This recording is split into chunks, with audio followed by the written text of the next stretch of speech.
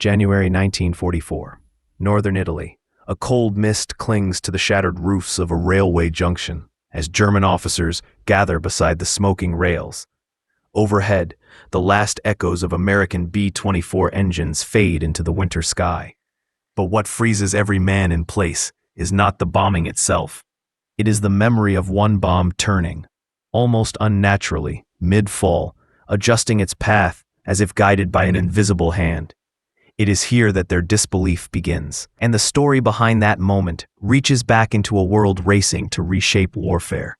In the early years of World War II, the world's militaries faced a brutal truth about air power. High-altitude bombing was powerful, but it was rarely precise. By 1942, both Allied and Axis forces understood that a bomber could drop hundreds of pounds of explosives over a target and still miss by hundreds of meters. Weather, winds, cloud cover, enemy fire, even the turbulence created by aircraft formations, all pushed bombs off course. Precision was more hope than science. For the United States Army Air Forces, this problem grew more urgent as the war expanded into Europe, the Mediterranean, and Asia. Bridges, rail lines, submarine pens, and fortified positions needed direct hits, not scattered destruction. A single missed bridge could allow German reinforcements to cross. A single intact rail line could keep supply lines alive for weeks. Washington realized that hitting targets close enough was no longer acceptable. In 1940, even before America entered the war, the National Defense Research Committee began studying new ways to guide bombs after release. Generals and scientists recognized that air superiority was not enough. They needed accuracy. This led to experiments with television-guided weapons, gyroscopic stabilizers, and radio control systems. The goal was simple but revolutionary. Let a human operator adjust a bomb's flight path after it had left the aircraft. By 1943, after countless failures, prototypes, and test drops over the American West, a new generation of weapons began to emerge. They were not the famous smart bombs of later decades, but they were the first real attempt to steer destruction through the air.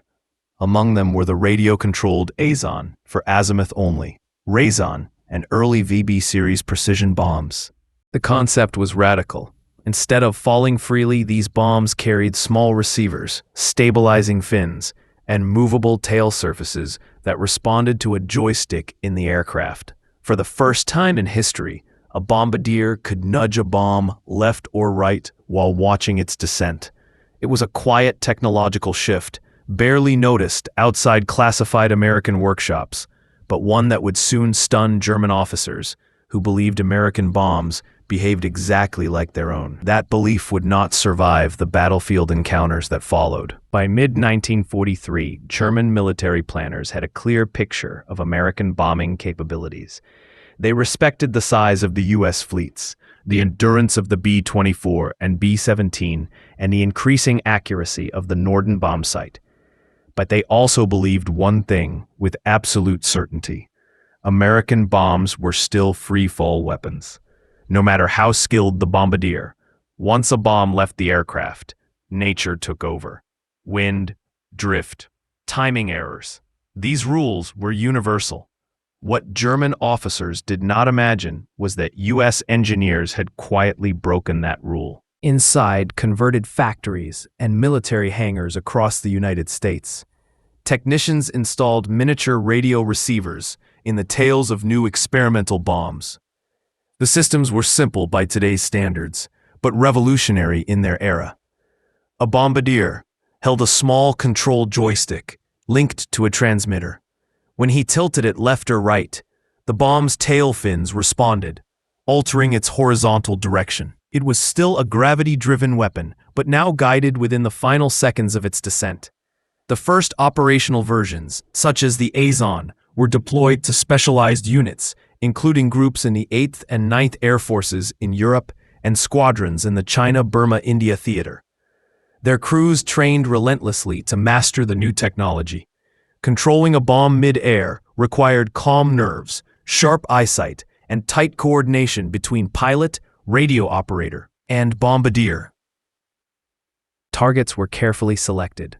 bridges crossing narrow rivers, rail junctions hidden among hills, warehouses tucked between factories. These were objectives too small for traditional high-altitude bombing to strike with confidence. But with radio guidance, they became vulnerable. The Germans first encountered the weapon indirectly. Reports of unusually precise U.S. hits began circulating in intelligence summaries. Entire bridge spans were destroyed with 1 or 2 bombs. Supply depots struck through gaps no wider than a few dozen meters. At first, commanders chalked it up to luck or exceptional American timing. But the pattern grew too consistent to ignore, and soon frontline officers would witness the phenomenon themselves. Bombs drifting unnaturally, adjusting in mid-fall, disobeying the wind. Later, they would describe the moment with one word: unbelievable. Those eyewitness accounts opened the door to understanding the many dimensions that shaped this new era of guided warfare. The heart of America's radio-guided bomb program was a simple idea executed with surprising sophistication. Engineers added a compact radio receiver in the tail of the bomb, linked to hinged control surfaces. These movable fins responded to left-right radio signals transmitted from the aircraft. It was not true steering in the modern sense, but it allowed real-time corrections during the final seconds of descent. For an era dominated by mechanical bomb sights and analog tools, this was a leap forward, one that pushed aerial warfare into a new technological age. Mastering the guided bomb required more than circuitry. It demanded calm precision from the U.S. bombardiers. After release, the pilot held the aircraft steady while the bombardier watched the bomb through a small window, or bomb sight. With a joystick in hand, he made tiny corrections, countering wind drift or aiming for the narrowest points of a bridge. Each mission added new layers of skill. Slowly, crews developed a quiet confidence, one built not on guesswork, but on control. For German officers in the field, the first sightings of these bombs were startling. Men trained to track falling objects, to read speed and trajectory, suddenly noticed movements that made no sense. A bomb that should have landed wide began curving slightly to the left. Another shifted right, aligning with the center of a bridge. Reports came into command posts describing abweichende Flugbahn, a deviating flight path. At first, commanders dismissed these claims as stress or misjudgment, but soon, multiple eyewitness accounts forced them to reconsider. U.S. units equipped with radio-guided bombs targeted some of the war's most difficult objectives. In the Mediterranean, precision strikes severed narrow bridges critical to German logistics. In the Burma theater, supply routes threading through jungle valleys were destroyed with a level of accuracy unavailable to conventional bombs. Operation planners began to assign Azon-equipped squadrons to missions once considered nearly impossible. The results reshaped expectations for what air power could achieve. Each angle revealed a different layer of the weapon's impact, setting the stage for even deeper perspectives. Behind every guided bomb mission stood a chain of commanders who recognized that the future of warfare depended on precision. Leaders within the U.S. Army Air Forces understood that the massive industrial targets of 1942 were giving way to smaller, harder, and more strategically vital points. Rail choke points, river crossings, and troop transport hubs required accuracy far beyond what free-fall bombs could deliver. Senior officers pushed experimental units into live combat not out of recklessness, but because they sensed that even partial success would redefine strategic bombing. Their willingness to embrace innovation accelerated the arrival of modern precision warfare. Radio-guided bombs offered a new tactical advantage, the ability to strike without destroying everything around the target. Traditional high-altitude raids often leveled surrounding civilian structures, especially in narrow valleys or urban zones. Guided bombs reduced this risk. A single Azon steered onto the center span of a bridge could accomplish the task that once required an entire squadron. The impact on German mobility was enormous. Bridges that were previously too small or too hardened to be hit reliably now became vulnerable, cutting rail and road connections in minutes. For commanders on the ground, this precision felt both sudden and devastating. Perhaps the most underappreciated angle was psychological. German troops were trained to understand the behavior of enemy weapons. A bomb that changed direction mid-fall contradicted everything they were taught. Soldiers reported feeling as if the Americans had developed a steering mechanism or even some form of remote control, though few believed such technology was practical. Rumors spread quickly. Some speculated that the bombs were magnetically drawn to metal targets. Others believed Allied pilots had mastered a new optical trick. Whatever the explanation, the psychological effect was clear. If the Americans could now aim their bombs after release, no target felt secure. These perspectives deepen the understanding of how revolutionary the weapon truly was, yet the true test of its power came on the battlefield itself. The turning point arrived in 1944, during a series of high-stakes missions that forced German officers to confront a weapon they had not believed possible. One of the most revealing moments came during precision attacks on river crossings supporting German troop movements. Among the most notable were the strikes on the bridges at Payamana and later across the Po River system, operations where the Azon's true potential became undeniable. In these missions, American B-24s approached at high altitude, holding formation as they crossed into heavily defended zones. German flak batteries were prepared. They had studied American bombing patterns for years. They knew the angles, the typical release points, the familiar parabolic arcs of falling explosives. But what took place next defied those expectations. As the first bombs detached from the aircraft, German observers watched for the usual spread caused by wind and drift. Instead, they saw something different. Bombs that narrowed their path instead of widening it. One weapon, initially appearing off course, slowly corrected its descent. Another curved gently, aligning perfectly with the central support of a narrow bridge that had survived dozens of earlier raids. Reports from German engineers at the site described the scene in stark, almost stunned language. Bombs adjusted their direction, they wrote, an observation that contradicted every known principle of free-fall ordnance. One officer, stationed near a river crossing, noted that the bombs seemed to follow the structure as if drawn toward it. For U.S. crews, those moments were equally intense. Inside the B-24, the bombardier held the joystick tightly, making calculated corrections while staring through the bomb sight. He fought winds, adjusted for drift, and countered the bomb's natural oscillation. The pilot kept the aircraft steady under anti-aircraft fire, knowing that even small turbulence could throw off the guidance. Every man in the crew understood the stakes. One well-placed bomb could sever a bridge and halt German supply lines for days. When the explosive struck, direct hits that shattered critical spans, the shock rippled through German command structures. Intelligence officers immediately requested detailed reports. They questioned forward units, demanded trajectory sketches, and compared accounts from multiple witnesses. Each new summary pointed to the same unsettling conclusion. The Americans had developed a bomb that could be steered, and this realization marked a decisive shift in perception, one that would intensify during the strikes that followed. As the weeks progressed, U.S. mastery of radio-guided bombing increased with each mission. The learning curve that once challenged bombardiers began to flatten. Crews refined their coordination, adjusting formation speed, altitude, and stabilizing flight patterns to give operators clearer lines of sight. The result was a growing consistency, one that German forces could no longer dismiss as coincidence.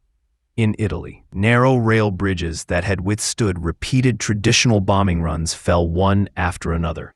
In Burma, key supply arteries feeding Japanese and German-aligned operations suffered precise, methodical destruction. But the operations in Europe created the deepest shock within German intelligence. These missions revealed a weapon that did not rely on brute force, but on controlled accuracy, dismantling infrastructure the German command considered secure. One particularly revealing operation occurred during repeated U.S. efforts to sever a critical rail crossing feeding German troop movements in northern Italy. The target was small, reinforced, and surrounded by steep terrain, a nightmare for ordinary bombing. Yet with Azon-equipped aircraft, the Americans achieved direct hits on the span with remarkable speed. German engineering teams arriving hours later found bridge segments collapsed in perfect alignment with the bomb strikes, as if the explosives had deliberately chosen their points of impact. German officers tried to analyze the phenomenon. Artillery specialists examined blast craters, comparing them with expected angles of descent. Luftwaffe analysts monitored American radio frequencies, searching for anomalies. Engineers sketched impact diagrams on paper, attempting to find natural explanations for what they were witnessing. But each attempt failed to account for the bomb's mid-air deviations. What unsettled German leadership even more was the efficiency. Instead of large bomber formations dropping dozens of weapons, a handful of aircraft carrying guided bombs could achieve the same or greater effect. German field reports described uncommon precision, concentrated accuracy, and even noted that the Americans appeared to select structural weaknesses. The German high command now faced a truth they had hoped to avoid. The Americans had crossed into a new technological domain, one the Axis lacked the time and resources to match. And as more bridges and depots fell under these guided strikes, it became clear that the strategic balance was shifting. This growing realization paved the way for the wider consequences that followed. Consequences felt both on the ground and within the walls of military planning rooms. In the months that followed the first confirmed use of America's radio-guided bombs, German intelligence finally assembled a clearer picture. Reports from field officers, sketches of bomb trajectories, fragments recovered from blast sites, and eyewitness testimony all pointed toward a weapon unlike any previously encountered. By late 1944, German analysts began using the term Funkgelenkte Bomben, radio-guided bombs, to describe the new American threat. The confirmation forced a recalibration of German defensive assumptions. Anti-aircraft commanders realized that even heavy flak screens could not guarantee safety for narrow bridges or rail choke points if the Americans deployed these precision weapons. Structures once considered too small or too fortified to be hit with reliability were now vulnerable. Rail lines feeding the front found themselves severed more frequently and with far less expenditure of American aircraft and ordnance. Attempts to jam the bomb signals were discussed, but the Germans faced two critical problems. First, they did not know the exact radio frequencies used. Second, by the time a bomb was released, the window for disruption was measured in seconds. The speed of the attacks left little room for countermeasures. Meanwhile, American mission debriefs recorded an increasing confidence in the technology. Commanders noted that although radio-guided bombs were not yet widely distributed across all Air Force units, even their limited use had transformed high-priority missions. Bridges that previously required entire bomber groups could now be neutralized by a smaller, more specialized force. This shift echoed across the theater. Logistical planners observed that German troop movement slowed, retreat routes became uncertain, and repair crews faced increasingly frequent and precise strikes on critical infrastructure. In this new environment, every destroyed bridge carried not just physical damage, but psychological weight, signaling that America was redefining the rules of aerial warfare. These consequences set the stage for broader strategic effects that would ripple far beyond the immediate battlegrounds. The broader consequences of America's radio-guided bomb program extended far beyond the destroyed bridges and crippled rail lines. Each successful strike reshaped German operational planning. Where commanders once relied on rapid redeployment across river networks, they now faced a constant threat that key crossings could disappear with only one or two well-guided bombs. Repair crews worked through nights under blackout conditions, but the precision of the strikes often meant the damage lay exactly at the weakest support points, making reconstruction slow and labor-intensive. For German supply officers, the growing pattern was unmistakable. Convoys that previously moved confidently now hesitated at river approaches, waiting for word on whether the next span remained standing. Every delay rippled backward through the logistics chain. Fuel shortages, ammunition stockpiles, ration disruptions. Military planners marked these interruptions in stark terms. The enemy had found a way to break mobility without deploying massive fleets of aircraft. Meanwhile, the Allies recognized the long-term value of what they had created. Although only a fraction of U.S. bomber groups were equipped with radio-guided bombs, their success confirmed the potential of controlled munitions. Engineers pushed for improved designs, better receivers, and more responsive control surfaces. The lessons learned from Azon and its successors would become the foundation for post-war developments.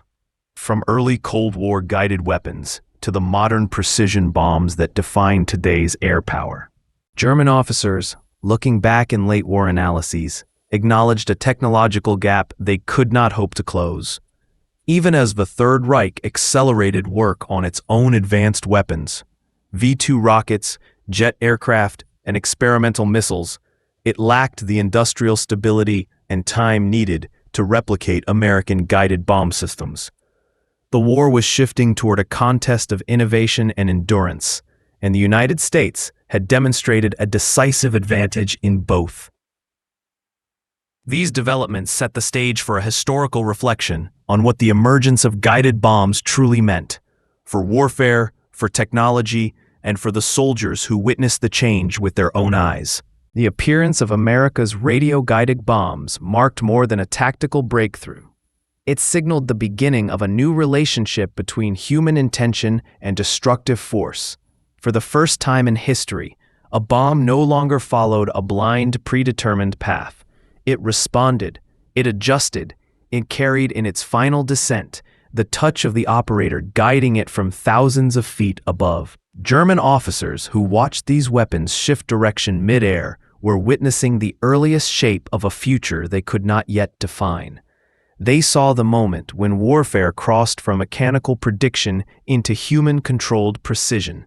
The shock they felt was not simply fear of a new weapon, but the dawning realization that the battlefield itself was changing. In the decades that followed, their disbelief would echo silently through military laboratories and design rooms as nations pursued ever more accurate, ever more responsive systems.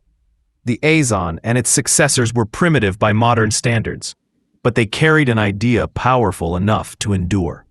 That accuracy could reshape strategy, save lives, and decide wars long before armies met face to face. From that first moment of mid-air correction, the age of precision warfare had begun.